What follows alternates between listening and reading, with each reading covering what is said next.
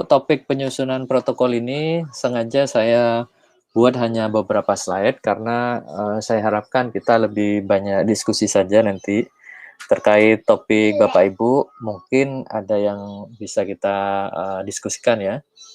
Karena penulisan protokol ini menurut saya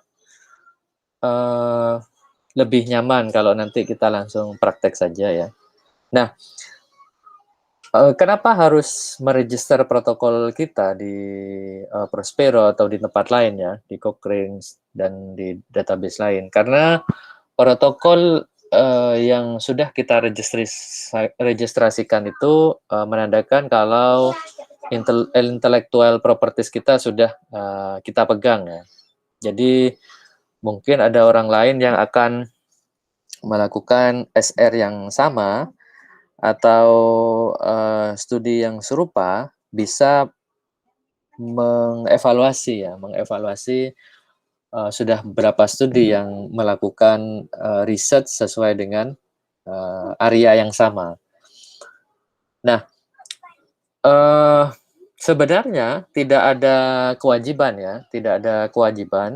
seperti primary study harus mendaftar di apa itu namanya ARB atau clinical trial ya yang lain ya di website yang lain. Nah, untuk secondary data analysis ini khususnya pada systematic review tidak ada kewajiban untuk mendaftarkan protokol kita. Namun ketika kita mau mensubmit manuskrip kita di beberapa jurnal, terutama jurnal-jurnal yang bereputasi ya atau mempunyai kualitas yang bagus ya, Q1 ya atau top tier. Nah, beberapa dari editornya itu menanyakan registration ID ya. Registration ID yang itu menggunakan Prospero kebanyakan ya.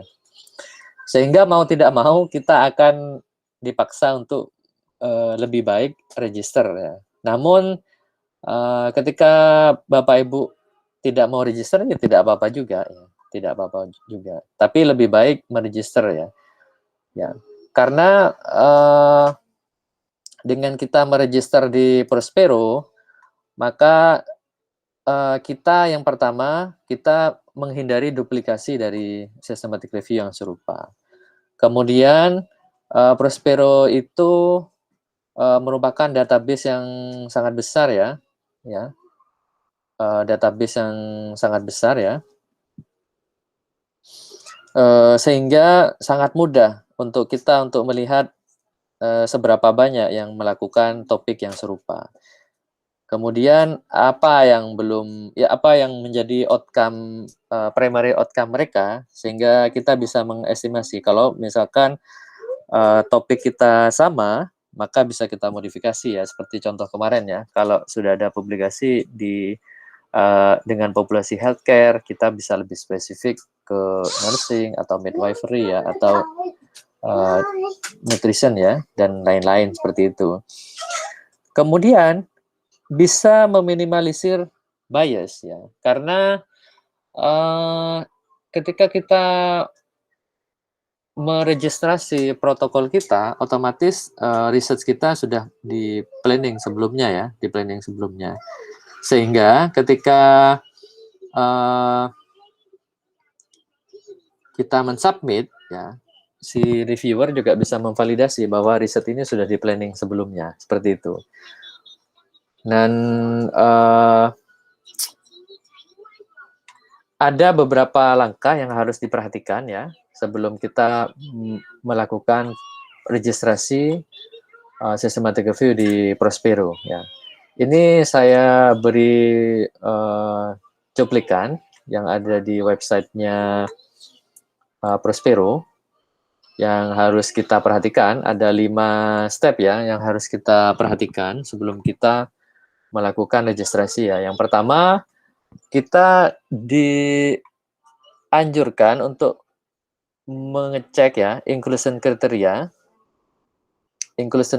atau tipe dari review yang akan kita lakukan ya.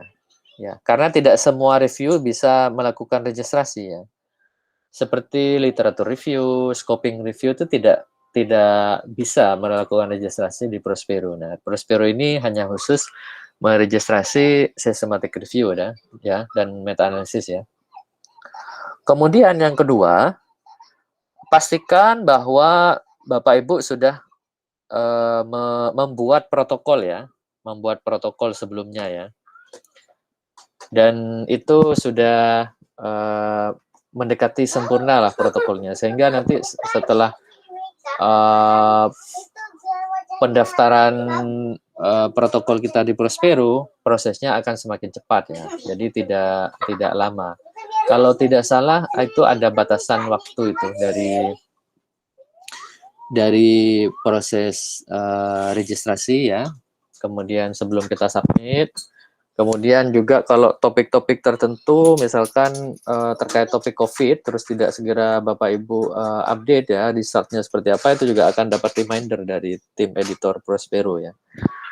Kemudian yang ketiga, Bapak Ibu sudah melakukan pre-preliminary research ya, seperti di PubMed tadi ya, tapi ini pre-preliminary research di Prospero ya, di sini ya, search Prospero, apakah ada studi yang menyerupai studi Bapak Ibu ya, dengan otomatis sama ya, sama dengan memasukkan keyword combination atau konsep dari keyword ya. Kalau kemarin kita contohkan stroke dan insomnia, kalau kita mau lebih spesifik, keyword combination-nya itu kita langsung masukkan di search ini, nanti kita praktekkan. Atau kalau tidak ketemu karena terlalu spesifik, kita bisa masukkan dua term tadi, stroke dan insomnia. Kemudian kita cari berapa protokol yang sudah didaftarkan di Prospero ya Bapak Ibu. Kemudian yang keempat,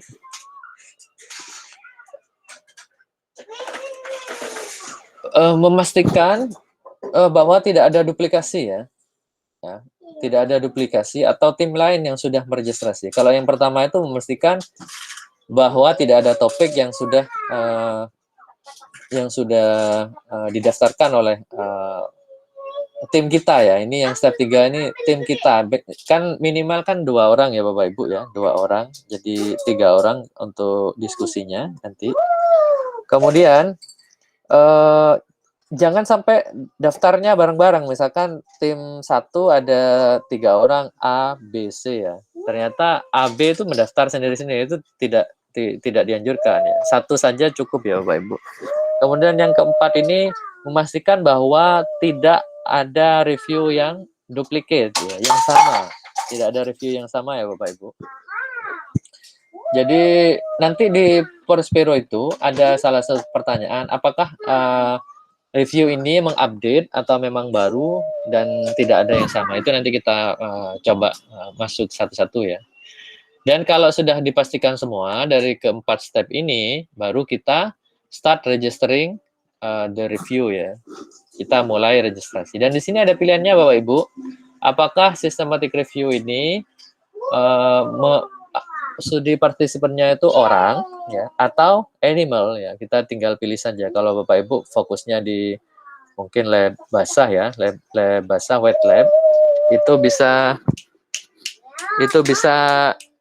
bisa apa? Memilih yang animal ini. Tapi kalau manusia ya milihnya di sini. Seperti itu.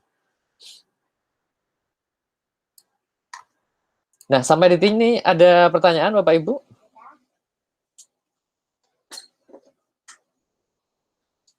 Kalau tidak ada, jangan lupa sebelum masuk ke Prospero, Bapak Ibu disarankan untuk login ya, login dulu ya. Silakan membuat akun di Prospero seperti itu. Nah, baik, coba kita langsung masuk ke Prospero saja supaya lebih bisa diskusi secara luas ya. Kita masuk ke Prospero.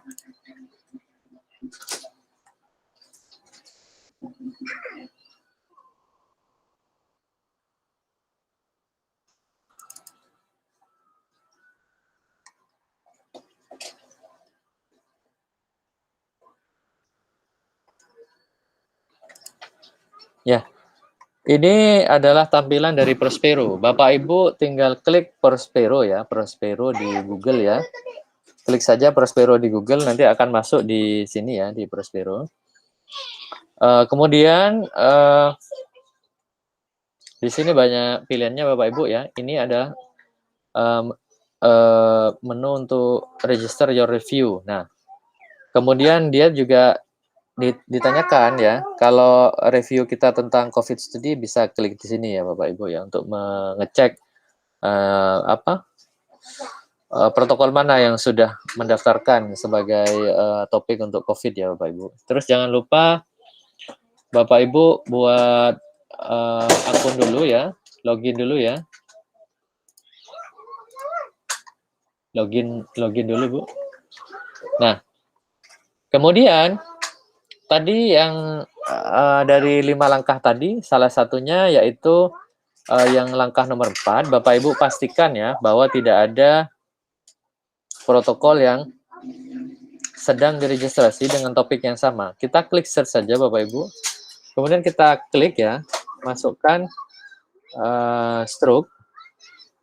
Nah, saya contohkan kalau Bapak Ibu ingin memasukkan keyword yang sudah kita buat, boleh ya, kita masukkan saja.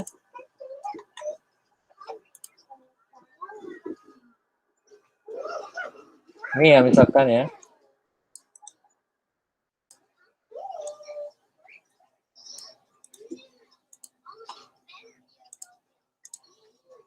Kita boleh memasukkan ini. Ini berarti spesifik ya, spesifik harus menggunakan keyword ini. Kita cari Bapak Ibu. Ada apa enggak protokol yang sama? Oh, ternyata dengan memasukkan keyword combination ini ada 5 ya. Kita cari itu, 5 itu. Ternyata dari kelima itu ini registrasi yang sesuai dengan ini. Terus kita cek, kita perlu ingat bahwa Pico kita itu kan mau mencari prevalensi ya, prevalensi dari post-stroke insomnia. Sedangkan yang muncul di sini agak-agaknya adalah intervensi ya, nah, efikasi semua ini. Dan dia randomized control trial ya. Nah, maka coba kita menggunakan term ya, term yang spesifik ya, yang sensitif. Dan insomnia. Ternyata ada 66 Bapak Ibu. Jadi semakin sensitif ya, semakin luas, maka yang kita dapatkan juga semakin banyak. Semakin spesifik tadi semakin banyak, semakin detail, maka hanya 5. Nah, dari sini baru kita cross check Bapak Ibu. Kita cross check satu-satu. Ini sangat banyak sekali ya, karena memang hanya memasukkan stroke dan insomnia ya, dan luas sekali. Kita cek misalkan ya. Nah, ini statusnya Bapak Ibu. Ini register date-nya, kemudian ini review status ya. Review completely published. Nah, ini sudah publish. Dan ini adalah register number ya. Ini yang penting. Ini seperti nomor ARB ya kalau di primary study ya. Kemudian kita cari, kita baca satu-satu ini mana yang agak-agaknya mengarah ke prevalensi ya.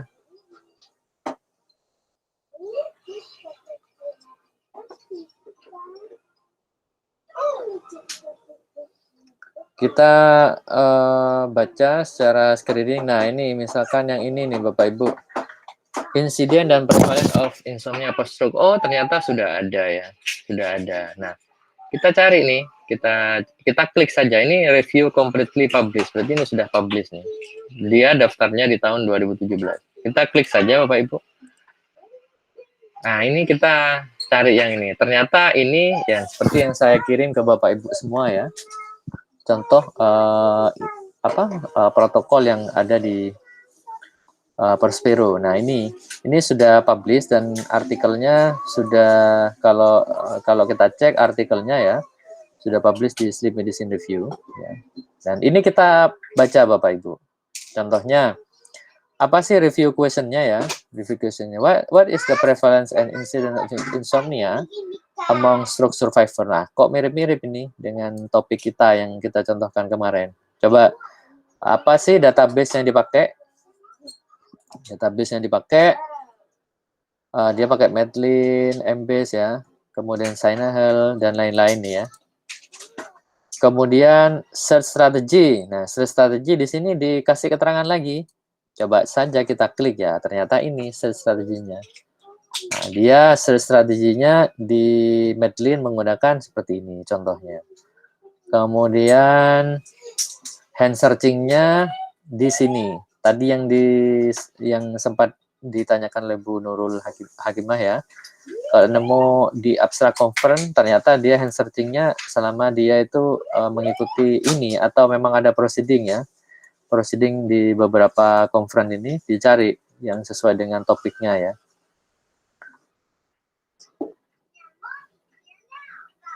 Seperti itu, dan kita lihat ya, type of study to be include.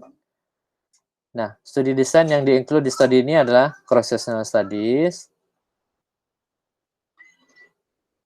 atau perspektif ya, perspektif studies-nya. Dan dia merestrict ya, dia membatasi, melimitasi bahwa artikel yang akan masuk yang diambil hanya artikel yang menggunakan bahasa Inggris. Kemudian ketika menemukan artikel berupa case series ya yang populasinya atau partisipannya kurang dari 10 ya, akan di-exclude juga ya. Ya, will exclude participant. Nah, seperti itu. Kemudian condition or domain being studies. Nah, ini harus diisi juga. Domain yang sedang dituju atau yang sedang diharapkan adalah tentang insomnia ya, insomnia dan insomnia symptom. Kemudian any recognized classification of clinical diagnosis criteria. Jadi insomnianya itu bisa dari DSM-4 atau DSM-5 atau ICSD-2 ya. ICSD ini International Classification of Sleep Disorder ya, atau ICD ya, International Code of Disease ya, dan lain-lain nih. Kemudian ya, dia juga akan memasukkan ya studi yang menggunakan both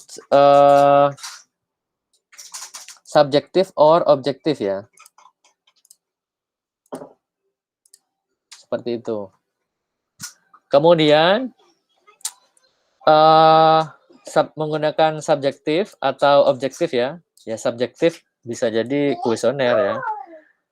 Kuesioner atau interview ya. Objektif ini misalkan menggunakan actigraph ya, atau PSG ya, polysomnography dan lain-lain ya, atau ActiWatch ya.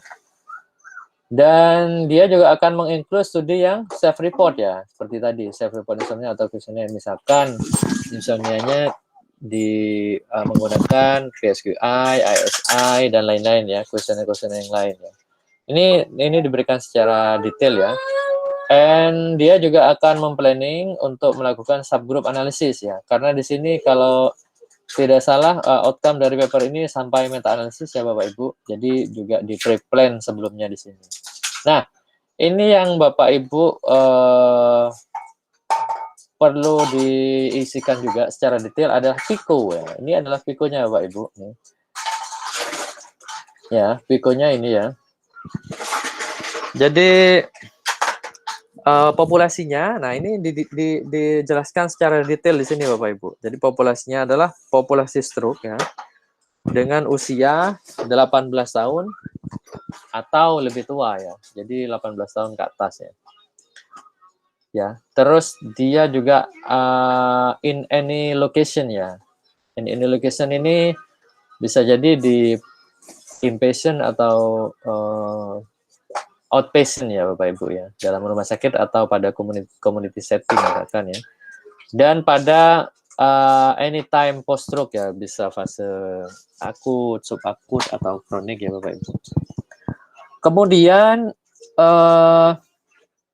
diagnosa stroke-nya melalui apa ya? Ternyata dia menggunakan standar World Health Organization ya. Jadi Bapak Ibu juga harus memberikan detail outcome dari Bapak Ibu itu, outcome-nya itu didefinisikan merujuk ke standarnya apa ya? Ya, merujuk ke standarnya apa? Dan di sini juga ada exclusion kriteria.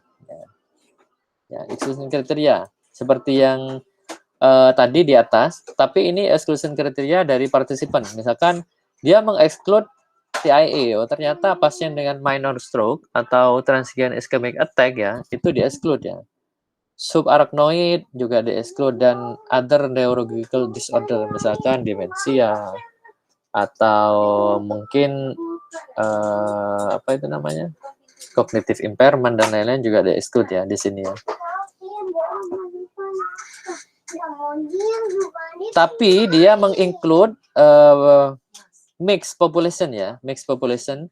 Jadi ketika ada paper yang populasinya tuh mix antara stroke dan transient, dia menginclude ya, dia menginclude. Tapi kalau sendirian dia mengexclude. Dan lain-lain di sini ya, dan lain-lain di sini. Nah, sampai di sini ada pertanyaan Bapak Ibu. Jadi biar kita pelan-pelan saja karena protokol ini saya kira hal yang perlu kita diskusikan secara detail ya, supaya Bapak Ibu lebih mempersiapkan sebelum melakukan registrasi. Sampai di sini ada pertanyaan?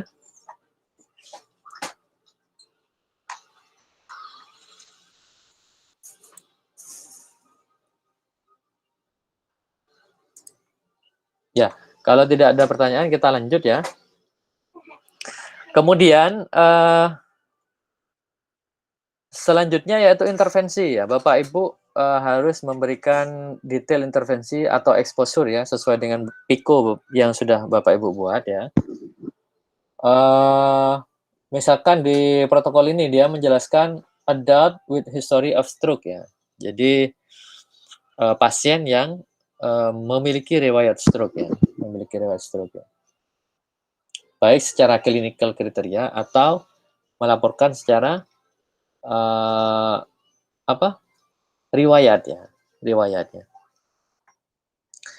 Kemudian komparator, ini kan prevalensi, jadi komparatornya ini sebenarnya dikosongin saja tidak apa-apa, not applicable juga bisa. Tapi dia menulis adult with no history of stroke, artinya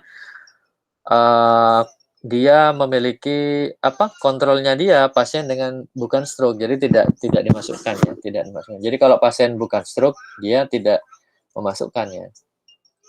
Kemudian di sini ada penjelasan lebih detail lagi terkait rencana untuk subgroup analisis ya, dan lain-lain ya di sini ya. Misalkan akan dibagi berdasarkan fasenya, misalkan 1 sampai 3 bulan itu masuk pada fase akut ya, subakut itu 3 sampai 6 bulan dan lebih dari 6 bulan bisa masuk fase kronik bisa jadi.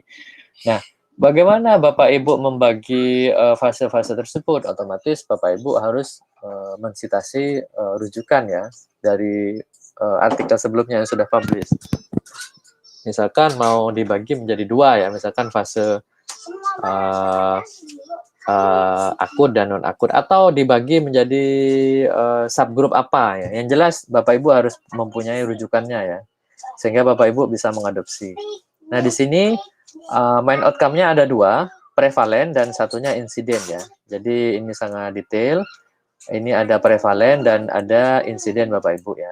Tentunya Bapak Ibu sudah mengetahui semua perbedaan dari prevalen dan insiden. Kemudian measurement effect ya. Di sini dituliskan post stroke ya. Dan additional outcome di sini ya. Additional outcome ini secondary outcome-nya ya Bapak Ibu. Misalkan demographic factor atau sleep quality dan lain-lain ya, stroke type, severity, recurrent ya, time since stroke atau comorbid yang lain yang bisa dijadikan subgroup atau secondary outcome juga bisa Bapak Ibu laporkan ya.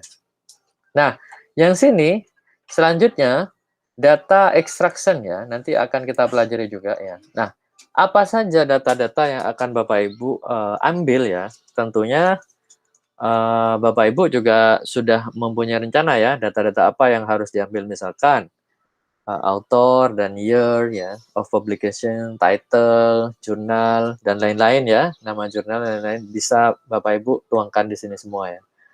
Tentunya tidak asal mengambil Bapak Ibu. Ya, pertama harus kalau Bapak Ibu mengambil karakteristik ya, sampel karakteristik seperti age, gender, ini Bapak Ibu ambil sesuai dengan dia itu menjadi risk factor ya, atau confounding factor dari stroke ya, atau dari insomnia. Sehingga data yang kita masukkan itu benar-benar bermakna ya, tidak asal masuk ya. Kenapa kok gendernya misalkan dia memilih female dibandingkan dengan male pada pasien insomnia? Karena menurut evidence sebelumnya, female itu lebih berisiko mengalami insomnia dibanding male ya, seperti itu. Dan lain-lain ya. Dan ini dipilih sesuai dengan risk factor ya. Kemudian misalkan di metode ya, study design, setting, dan lain-lain akan dimasukkan. Stroke karakteristik, tipe, severity, recurrence ya, dan method of diagnosis juga bisa Bapak Ibu. Ini sekedar contoh Bapak Ibu pada topik ini. Nah, untuk topik Bapak Ibu silahkan nanti disesuaikan dengan PIKO masing-masing seperti itu. Nanti saya kasih waktu untuk men-share ya, men-share kalau berkenan nanti men-share rencana ya, rencana PIKO Bapak Ibu secara gamblang dulu. Kemudian ya paling tidak ada PIKO-nya ya, ada PIKO-nya. Kemudian harapannya nanti seperti apa? Maksudnya data-data apa yang akan Bapak Ibu ekstrak ya. Nah, tentunya nanti untuk detail untuk data extraction itu ada di topik pertemuan minggu depan insyaallah. Kemudian comorbidity kalau penting ya, comorbidity apakah pasien stroke dengan plus comorbidity ya. Comorbidity misalkan diabetes atau coronary problem ya dan lain-lain ya, lebih meningkatkan prevalensi ya juga bisa ya Bapak Ibu. Atau medication use, psychiatric health problem dan lain-lain ya, comorbidity yang lain ya. Dan seterusnya seperti itu. Nah, sampai di sini ada yang mau ditanyakan Bapak Ibu? Mungkin perlu diulang lagi. Ya. Ya. Gimana Romo? Mungkin perlu diulang lagi cara masuknya yang ke Prospero tadi. Nah ini kan tadi kan ada beberapa hal yang sama, kalau nggak salah tadi itu yang tentang stroke dan insomnia. Ya. Kita mencari yang prevalensi dan insidennya itu ternyata sudah ada yang duluan submit dan publish ternyata. Benar. Nah, itu, setelah diklik tadi ada beberapa poin-poin yang memang sudah diinikan. Nah, tujuan dari melihat tadi itu sebenarnya kita mau mencari celahnya atau bagaimana kira-kira tadi yang terkait dengan Prospero? Ya. Itu kan ketemu 66 ya tadi ya kalau nggak salah. Iya, ini ada 66 yang ketemu. Ya. Nah, kalau kita perhatikan dari anjuran sebelum mendaftar Prospero di step nomor 4 itu search Prospero to ensure that you are not unnecessary duplicating a review. Jadi untuk menghindari review Romo di sini. Jadi kita memvalidasi ya. Kalau masih ingat di topik yang pertama, cara untuk memvalidasi salah satunya di Prospero. Namun pada kesempatan yang pertama itu kita tidak sampai terjun ke Prospero ya, hanya di PubMed ya. Nah, cara memvalidasi salah satunya itu dengan Prospero. Apa fungsinya validasi? Untuk mengetahui duplikasi atau review yang sejenis. Nah, seperti itu. Jadi setelah kita memastikan bahwa tidak ada review yang sejenis ya, maka kita aman-aman saja untuk melakukan registrasi. Namun, ketika kita cek di Prospero, ternyata dengan memasukkan stroke dan insomnia ya, termnya ya, ada 66 ini, 66 record ya yang diketemukan. Nah, alangkah lebih baiknya kita membaca ini dari 66 record ini, paling tidak judulnya yang dibaca. Nah, kalau seperti ini nih, Systematic Review and Analysis of Impact. Nah, kalau sudah berkenaan dengan impact, agak-agaknya kan intervensi kan ya. Impact of sleep duration on component of energy balance ya, dan lain-lain ya. Bisa tidak intervensi, bisa intervensi. Namun kan bukan prevalensi kalau kita lihat ya sepintas. Kemudian dicari juga ke bawah nih. Nah, ini dicari yang sesuai dengan pico kita. Nah, setelah kita amati satu-satu ini dibaca satu-satu, ternyata ketemunya di sini malah sangat sesuai ya. Ternyata ada yang melakukan studi melihat insiden dan prevalence of post-stroke insomnia. Nah, ini tepat sekali nih. Jangan-jangan studi yang akan kita lakukan sudah dilakukan orang lain. Bahkan sudah ada publikasi. Nah, itu jangan sampai kan kita seperti itu, Romo. Jadi fungsinya melakukan validasi dengan memasukkan keyword itu untuk memastikan bahwa rencana systematic review yang akan kita lakukan itu tidak menduplikasi dari yang sudah publish atau sedang running ya, sedang running seperti itu. Bagaimana kalau terjadi sudah mantap semua, searching dan lain-lain, masih mau maju, ya tidak apa-apa. Caranya yaitu dibaca ini secara detail, masuk secara detailnya ya. Apakah outcome-nya itu memang sesuai atau masih ada celah? Seperti itu. Jadi kalau gitu ceritanya berarti kan mengupdate ya. Menambahi dari systematic review yang sudah publish ini dan mengupdate. Nanti ada pilihan sendiri untuk mengupdate. Tapi kalau baru itu malah lebih gampang seperti itu. Karena kadang-kadang begini Bapak Ibu, kalau kita tidak memvalidasi yang seperti ini nih, yang ongoing trial, begitu di tengah-tengah kita nulis manuskrip, terus kubu sebelah publish, wah itu sedikit menggoyahkan iman. Karena kan usaha kita ini sudah berapa bulan, sudah tinggal submit, ternyata tetangga sudah publish duluan. Nah, seperti itu.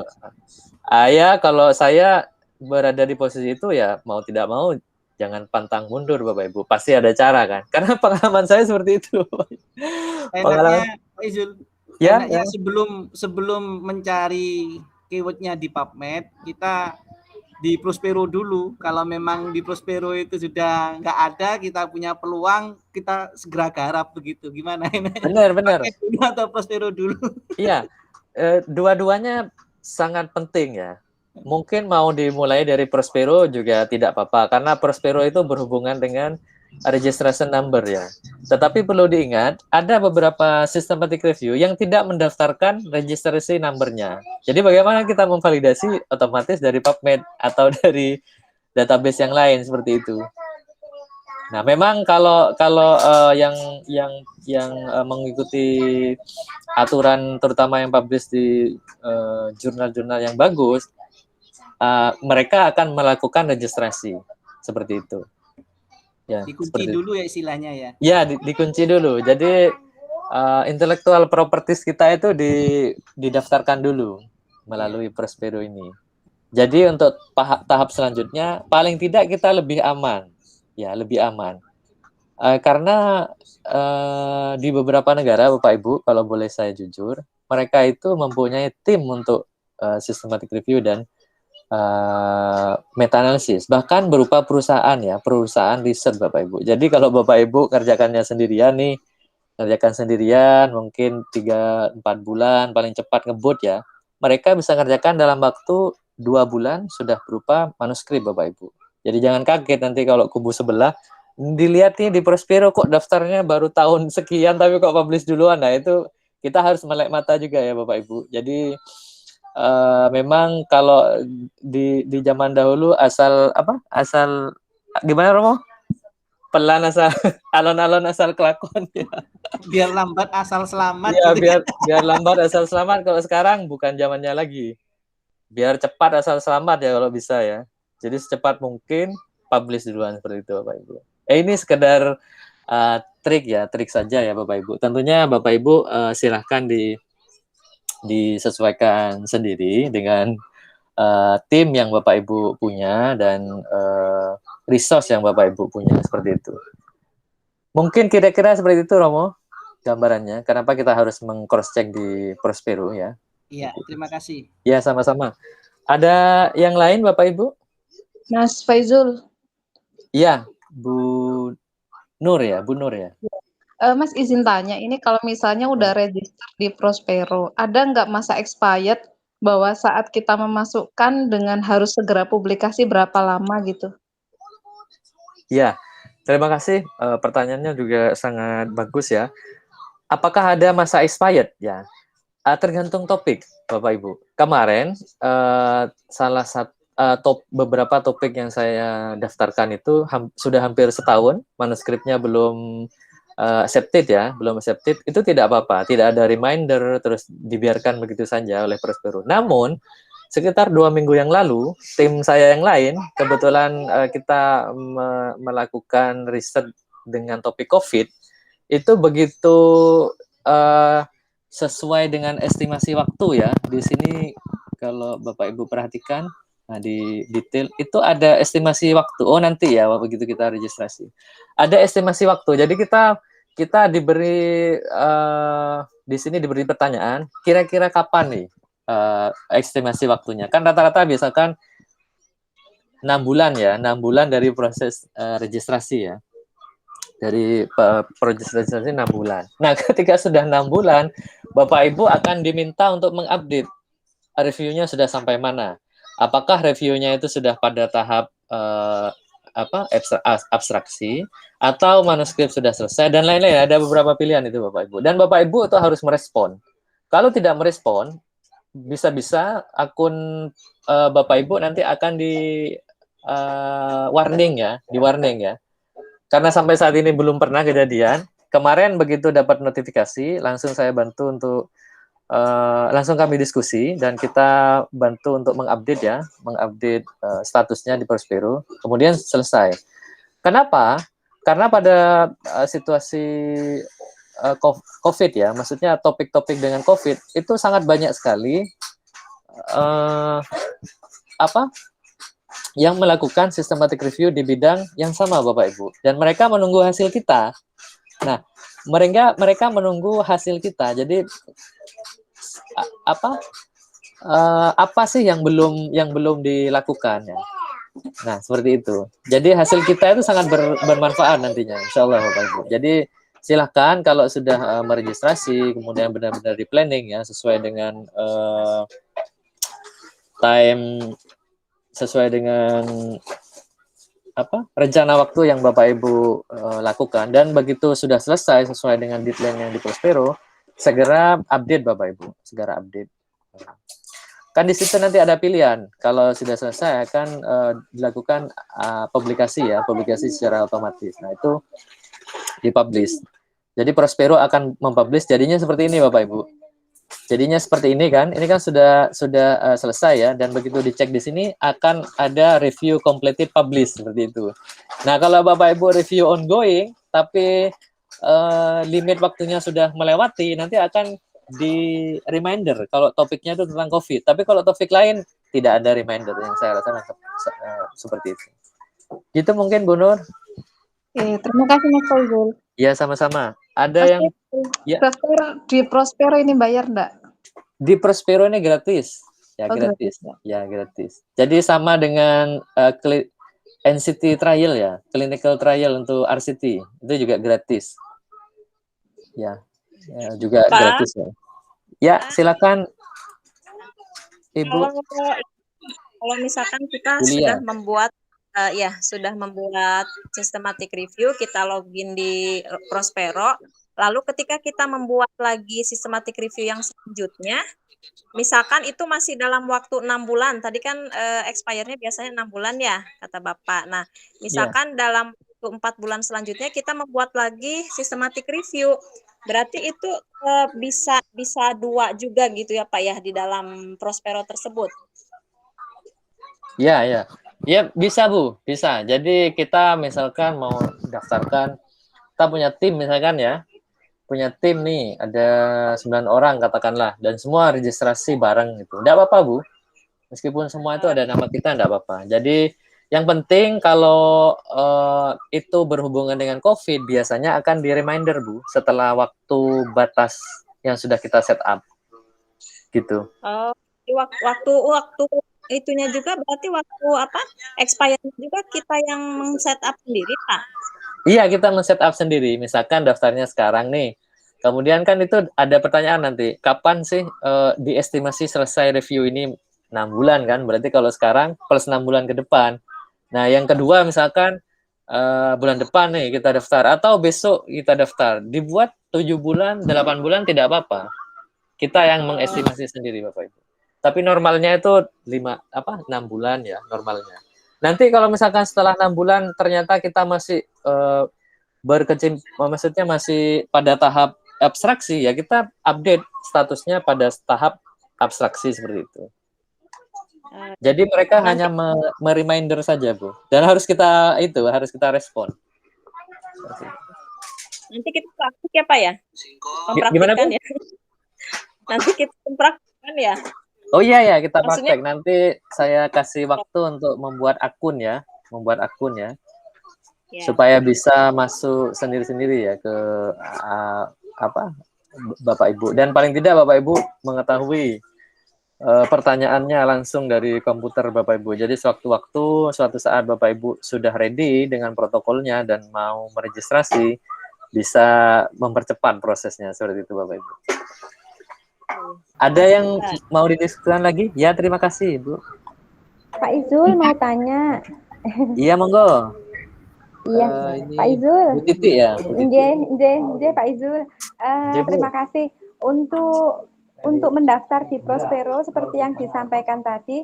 Semisal topik kita ternyata belum ada di Prospero, Tapi kan kita masih memungkinkan. Nah, tapi kan itu belum tentu kalau misalkan di Prospero nggak ada, tetapi di PubMed kan bisa jadi ada. Benar. Nah, apakah kita tetap masuk Prospero atau kita harus di awal itu harus kita ngecek satu persatu atau pribadi Pak? Sebaiknya memang dicek Bu. Memang dicek dua-duanya, di Prospero dicek, di PubMed dicek. PubMed dicek ya. Iya, sama di database lain mungkin bisa diakses juga dicek. Paling gampang di Google Scholar Bu ya, kan dicek kan. Jangan sampai ternyata ada yang publish nih, enggak terindeks di PubMed, di Google Scholar banyak ternyata gitu kan. Bisa jadi kan. Iya. Berarti udah nggak memungkinkan di Prospero ya. Kalau misalkan biarpun di sana nggak ada, tetapi di PubMed ada, tetap nggak bisa ya. Iya, seperti itu. Di itu. awal itu semua harus dipastikan. Nah, kalau Bapak Ibu ternyata banyak nih yang publish sudah 5 misalkan yang sudah register di Prospero 5. Saya sarankan lihat saja Bapak Ibu detailnya ya. Barangkali outcome-nya tidak sama ya. Barangkali outcome-nya tidak sama. Misalkan dia hanya fokus sama-sama insomnia, tapi dia fokus di ISI outcome-nya. Nah, yang lain kan belum tentu sama kan. Nah, itu bisa menjadi novelty Bapak Ibu. Jadi kita bisa cari celahnya di situ, nggih. Benar. Karena konsepnya itu kan sudah spesifik ya Bapak Ibu. Judul boleh sama ini, boleh mirip-mirip, tapi outcome belum tentu kan gitu. Nah, itu juga semakin memperdalam kita nanti, Piko kita biar semakin spesifik. Karena kalau sudah banyak itu Bapak Ibu, kalau sudah banyak berarti kan tantangannya spesifik apa tidak kan gitu kan. Tapi kalau database-nya sedikit, ya asal membuat saja. Jatuh-jatuhnya kan systematic review nanti kan. Nggih, matur nuwun Pak Izul. Sami-sami Bu. Ada lagi Bapak Ibu? Ini saya lihat nih Prospero ini ada yang dari Columbia University sama yang dari New York. Apa ada beda ya antara dua tempat ini? Tampilannya seperti ini, Romo? Enggak, yang New York yang seperti ini. Oh iya, yang pakai ini. Tapi kalau yang Columbia kok enggak kayaknya ini. Pakai yang seperti ini. Ini yang New York ya. Iya. Iya. Makasih. Iya, sama-sama.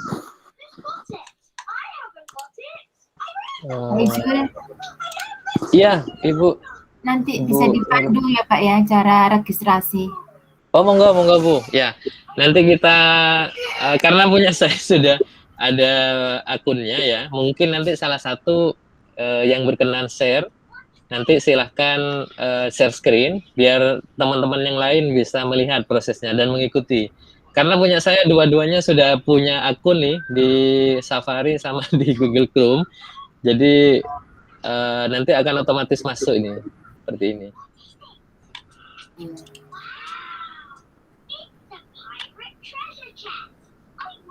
Login. Nah, ada lagi yang perlu didiskusikan Bapak Ibu? Kalau belum ada, sambil menunggu nanti kita break dulu ya Bapak Ibu ya. Mungkin ada yang mau ke kamar mandi atau mau minum dulu. Walau minum enggak apa-apa ya, mungkin ada yang mau ke kamar mandi silahkan kita break berapa menit? 5 menit? 5 menit aja. 5 menit ya. Baik, 5 menit kita break.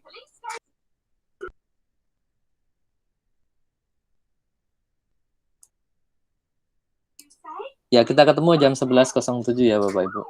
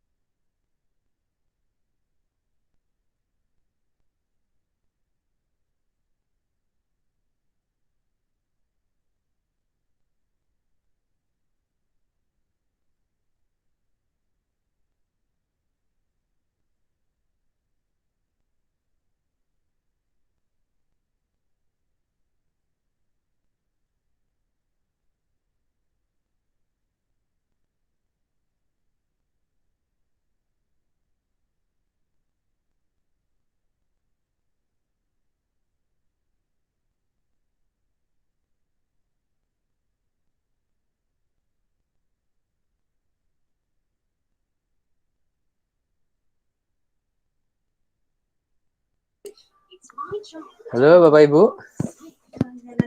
Ya, kita kembali lagi ya.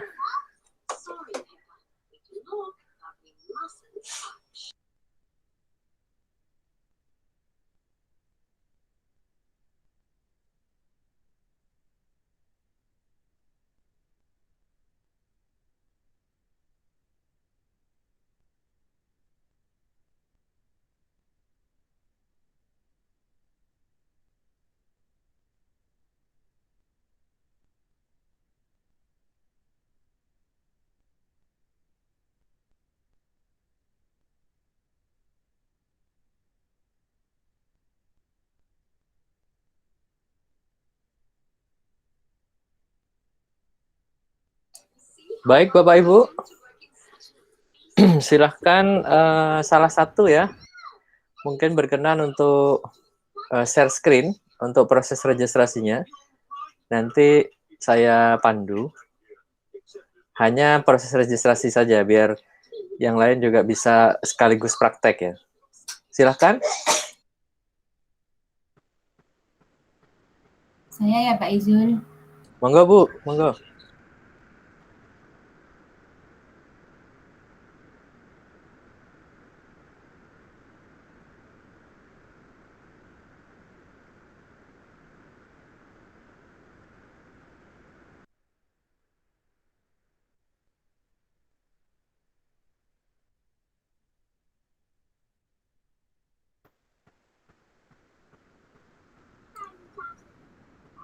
Sudah nampak Pak? Ya, sudah Bu. Silahkan Bu, di login itu.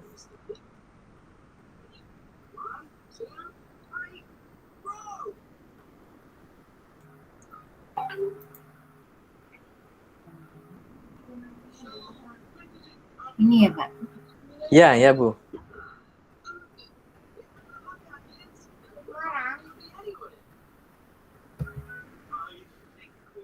Kemudian join Bu, need to join gitu Bu.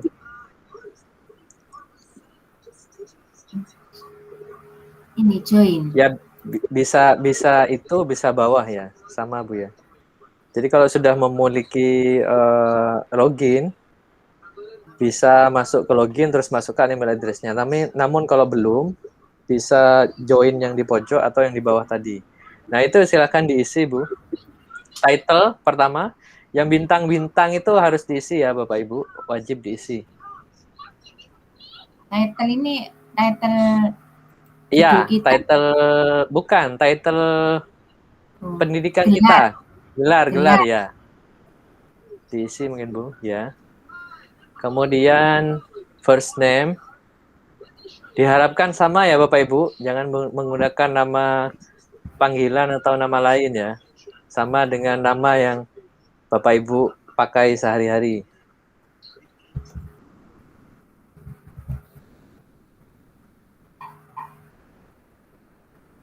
Ini full postal address ini apa Pak? Ini alamat kantor Bapak Ibu. Alamat kantor atau alamat rumah Bapak Ibu. Biasanya alamat kantor yang dimasukkan Bapak Ibu.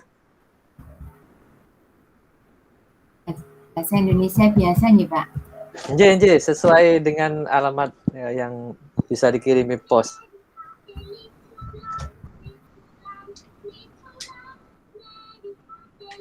Postal address.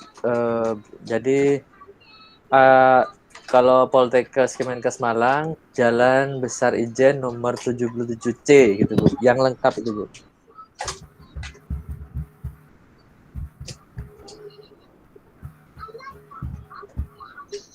Malang, Indonesia.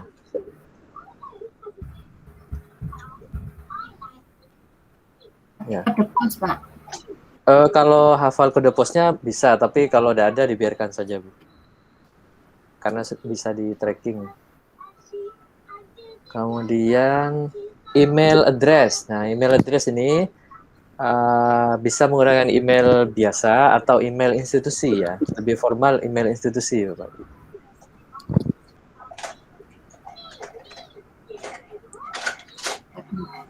Nggak hafal Pak. Dihafal ya di kosong. Kalau ada hafal yang itu Oh, dikosongin dulu nanti. ini ada Pak Izul. Iya, iya. Oh iya itu Bu. Karena baru ya yang Poltekkes Malang Asih.id Bu ya. Iya. Jadi terus passwordnya silahkan Bu diisi. Passwordnya ini dia tidak muncul nih, jadi diingat-ingat. Mungkin berupa bintang-bintang nanti yang keluar. Ini enggak ada syarat ya Pak, huruf besar, huruf kecil. Tidak ada sepertinya di sini, karena dia cuma minimal 6 karakter di tulisan itu. Kalau bisa yang Bapak Ibu ingat ya, dan dicatat kalau bisa Bapak Ibu. Jadi biar tidak lupa nanti.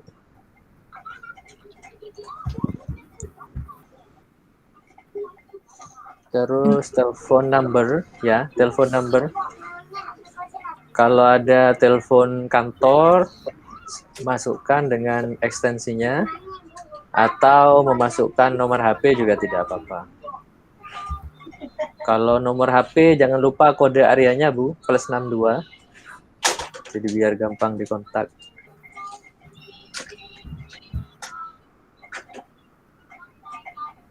Ya. Kemudian organization, tempat Ibu bekerja, berarti Politeknik Kesehatan Kemenkes Malang, Poltekkes Kemenkes Malang ya.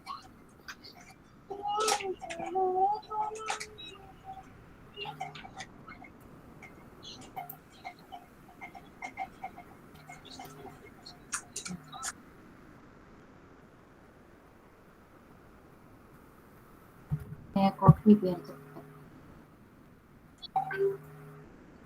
Yang lain silakan mencoba Bapak Ibu, silakan mencoba yang lain. Kemudian country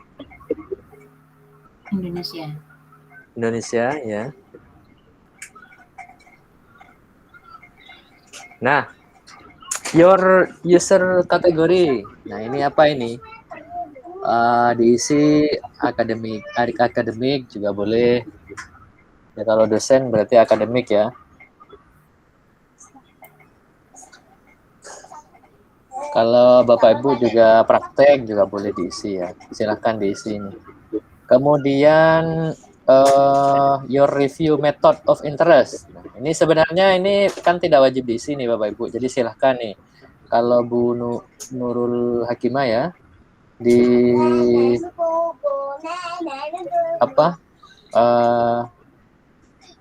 effect of health social intervention. Mungkin Nomor 1 ini ya Pak. Including health and social care intervention. Ini aja ya Pak. Boleh Bu. Coba lihat ke bawah juga. Ini boleh lebih dari satu Bu. Single screening risk factor boleh ini. Di risk factor juga boleh. Satu juga boleh. Dipilih 1 atau 2 boleh. Kemudian selanjutnya itu your health area. Nah ini interest ya, research interest ya.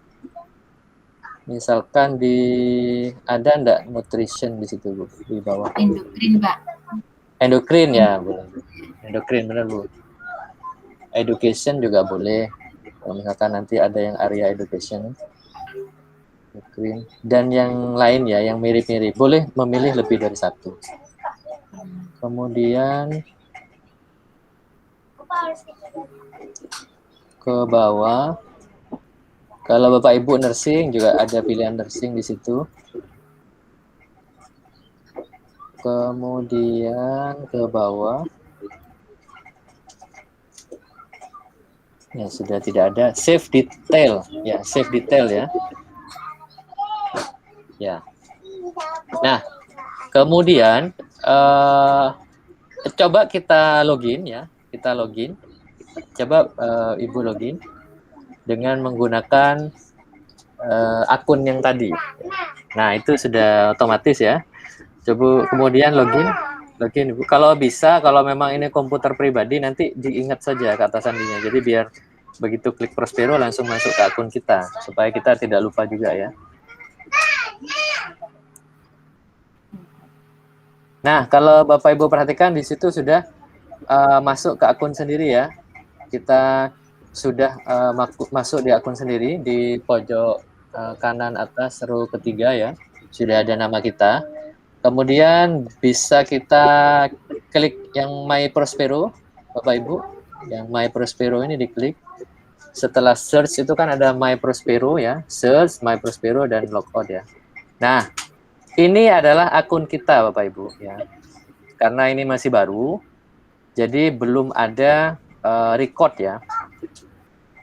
Di sini ada pilihannya register your review now. Nah, seperti yang tadi kita lihat di tombol home ya, tadi kan ada register your review now, seperti itu. Kemudian edit your detail. Ini edit ini misalkan kita mau mengedit ya profil kita ya, atau dan lain-lain nanti. Karena ini masih belum ada record, jadi belum ada yang terdata ya. There is no record available. Sampai di sini ada yang mau ditanyakan Bapak Ibu yang lain?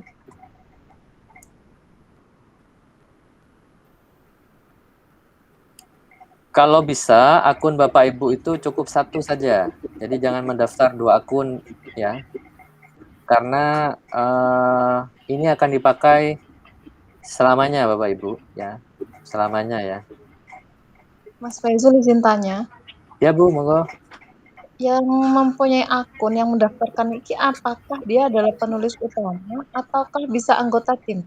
Bisa anggota tim. Jadi tadi itu kan di step nomor 3 kalau tidak salah ya, step nomor 3 yang mendaftarkan itu salah satu saja. Jadi bisa ketua peneliti atau anggota atau tim yang lain mendaftarkan, itu boleh-boleh saja Bapak Ibu. Silahkan. Jadi dengan artian berarti semua bisa meregister di Prospero ya. Maksudnya anggota tim yang lain memiliki boleh memiliki akun masing-masing di Prospero. Namun registernya hanya satu saja ya. Kalau topiknya sama, satu saja. Gitu Bu. Oke. Ya. Yang lain Bapak Ibu, sebelum kita lanjut. Saya mau nyoba register. Kemudian tadi saya juga nyari-nyari masalah yang schematic review dan meta analisis. Bisa saya share ini ya? Ya. Boleh. Ya. Boleh. Ya, saya share, ya.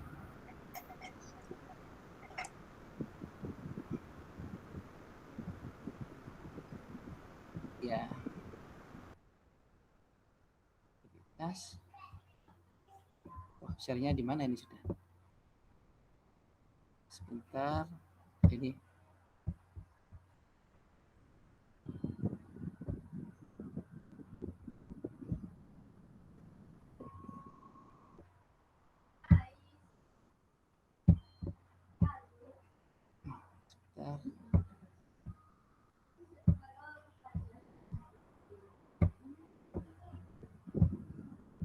Nah, ini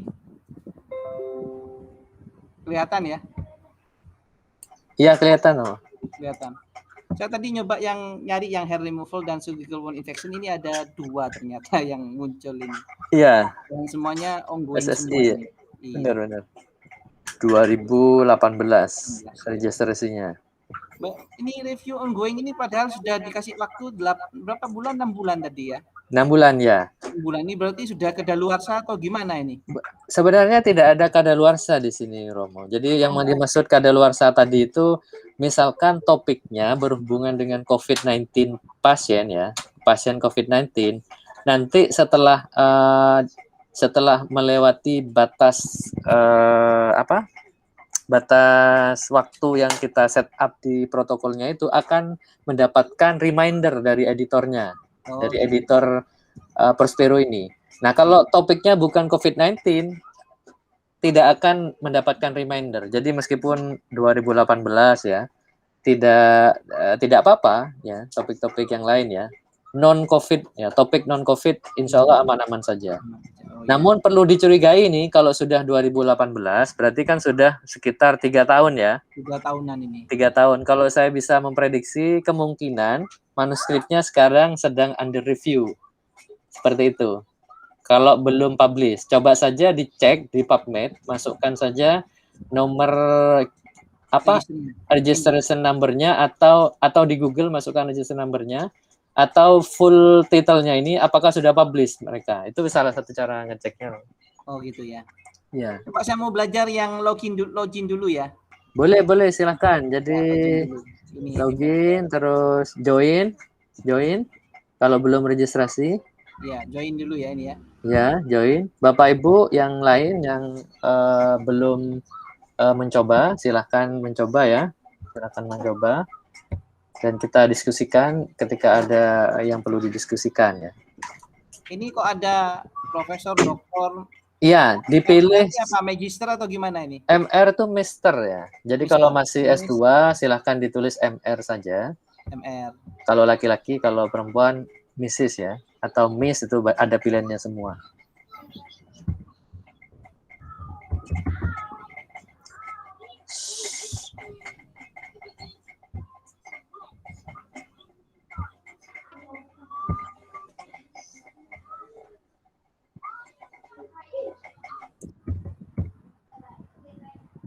Ini kalau misalnya nggak menyebutkan kantor gitu, langsung alamat kantor nggak apa-apa ya?